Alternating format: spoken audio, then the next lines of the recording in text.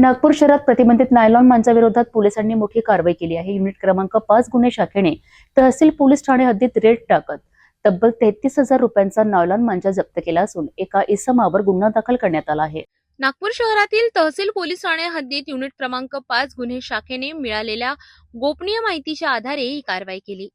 Rahmania English convent समोरच्या रोडवर red टाकण्यात आली। या कार्यवाहीत मोहम्मद इरफान मोहम्मद इलियास यास ताब्यात घेण्यात आले। आरोपीकडून शासनाने प्रतिबंधित केलेला नायलॉन मांजा बेकायदेशीर विक्रीच्या उद्देशाने साठवून ठेवलेला आढळून आला। पोलिसांनी आरोपीकडून विविध ब्रँडचा नायलॉन मांजा जप्त केला असून त्यामध्ये मोनोकाइट, मोनो गोल्ड आणि कालाबिचू या लेबलचे एकूण 22 चक्री कोण समाविष्ट आहेत। जप्त करण्यात आलेल्या मुद्देमालाची एकूण किंमत 33,000 रुपये इतकी आहे। या प्रकरणी तहसील पोलीस ठाण्यात पर्यावरण संरक्षण अधिनियम 1986 च्या कलम 5 आणि 15 तसेच भारतीय न्याय संहितेच्या कलम 223 अन्वये गुन्हा नोंदविण्यात आलाय। सदर कार्यवाहीमुळे शहरात नायलॉन मांजा विरोधात पोलिसांचा कडक इशारा मानला जात आहे।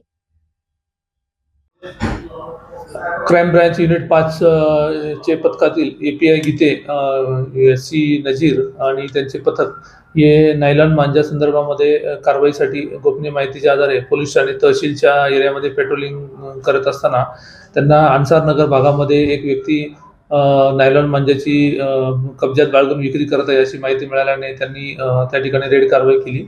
त्या रेड कारवाईमध्ये त्यांना एकूण 22 नायलॉन मांजाच्या चक्री जप्त करण्यात आल्या आणि अन्सार नगर भागातील आरोपी मोहम्मद इरफान मोहम्मद इलियास राणा डोबी अन्सार नगर याला ताब्यात घेऊन त्याच्या विरुद्ध पर्यावरण संरक्षण अधिनियम कलम 5-15 आणि भारतीय न्याय संहिता कलम 223 अंतर्गत आम्ही पोलीस स्टेशन तहसील या ठिकाणी अपराध दाखल करण्यात आलेला आहे।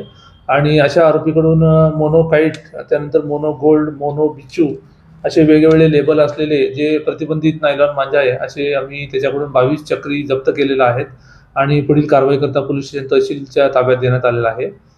यातील आपणा सर्वांना कल्पना आहे की नायलॉन मांजा प्रतिबंधक आहे। त्या नायलॉन मांजाच्या आधारे बरेचशा लोकांचं गळा कापून किंवा अपघात होऊन जीवितास धोका निर्माण झालेला आहे। या संदर्भात माननीय उच्च न्यायालय नागपूर खंडपीठ यांनी सुद्धा निर्देश जारी केलेले आहेत आणि माननीय पोलीस आयुक्त रवींद्र कुमार सिंगल सर यांनी सुद्धा या संदर्भामध्ये आदेश निर्गमित केले आहेत। त्यामुळे नायलॉन मांजा वापरणं हा मानवी शरीरासाठी, पक्षींसाठी अत्यंत धोकादायक आहे। याद्वारे सुद्धा आम्ही नागरिकांना आवाहन करतो की नायलॉन मांजाचा आपण वापर करू नये, साध्या धाग्याचा वापर करावा। कारण आपण या मकर संक्रांतीच्या सण उत्सवाच्या अनुषंगाने नायलॉन मांजा वापरतो, परंतु तो धागा जो अस्ताव्यस्त कुठे पडून जातो त्याच्यामुळे मानवी जीवितास, त्या पक्ष्यांच्या, प्राण्यांच्या जीवितास धोका निर्माण होतो आणि मोठी मनुष्यहानी किंवा जीवितहानी होण्याची शक्यता असते। त्यामुळे नागरिकांनी नायलॉन मांजा वापरू नये।